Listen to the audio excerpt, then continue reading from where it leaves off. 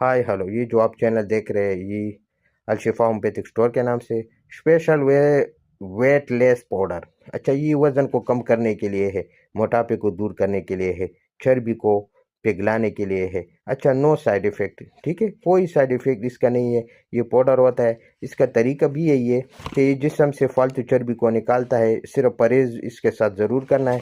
अच्छा, और इसके साथ जो है ना, ये फालतू चर्बी को पखाने के रास्ते खारिज करती है, वज़न की कमी के लिए मुफीद है।